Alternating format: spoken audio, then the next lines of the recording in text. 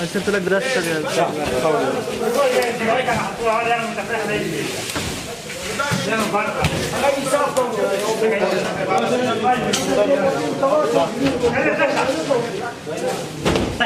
يلا حبيبي يلا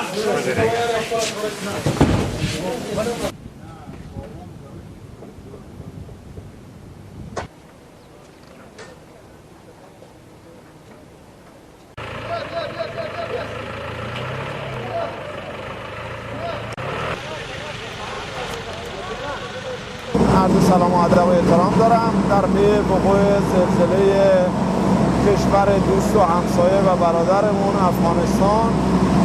جمعیت هلال احمر جمهوری اسلامی ایران الان که خدمت شما هستیم 600 دستگاه چادر امدادی و همراه 800 تخت پتو رو ارسال کرده به 2 فروند هواپیمای ارتش جمهوری اسلامی ایران. در ادامه هم تیم‌های عملیاتی جمعیت هلال احمر جمهوری اسلامی ایران در کنار تیم‌های پزشکی انشالله به منطقه خواهند آمد. همچنین یک محموله دیگر هم به صورت زمینی از استان سیستان و بلوچستان جمهوری اسلامی ایران تعداد 600 دستگاه چادر امدادی به همراه 1200 تخت 1200 عرض کنم تخت موکت و همچنین 1000 بسته معیشتی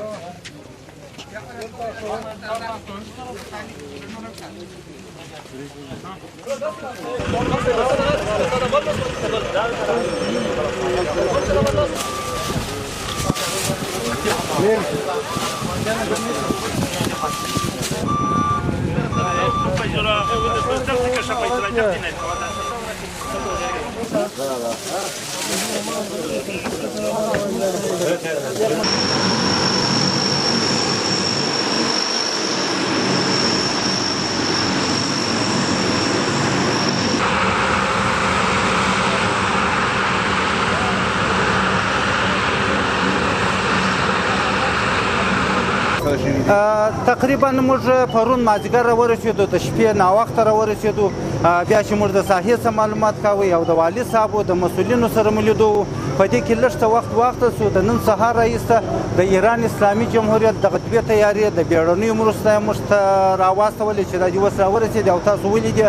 د پاکستان اسلامي جمهوریت تقریبا 9 ټرکونه غلام خان بندر ته اوس رارسېدلي، 4 د خیبر پښتونخوا د قبایلو د سیمې څخه اوس راورسېدل چې د حوادث وضعیت کې موږ خالي کوو. او ځینو مؤسساتو ویلي دي چې موږ د 1000 کورو دپاره نفتي کومک کوو، څوک د 1500 کورو دپاره. همدا رقم مؤسسات را سره پرلین شوي دي، ملي او بین المللي مؤسسات. ځینې مؤسسات پکتیکا ولایت ته تللي دي او دلته هم راغلي دي. ځینې مؤسسات پر لار دي، زما سره یې خبره کړې ده او موږ ورسره امان کوو دا د دوی مرستې.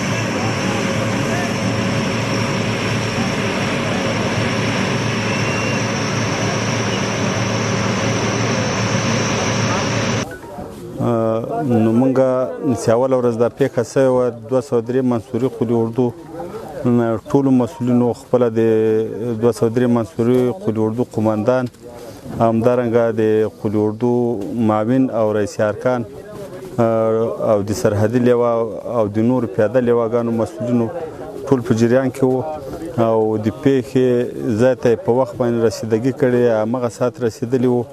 اوس هم د ملي دفاع وزارت چورلکه دا تاسې وینئ چې پرون تقریبا 22 پروازه سوي دي او نن هم 10 پروازونه ناوښتي دي خلکو ته د متضررینو ته اولیه کومکونه لکه دوایي، خوراکي مواد، خیمې، همداسې نور شیان انتقالوي او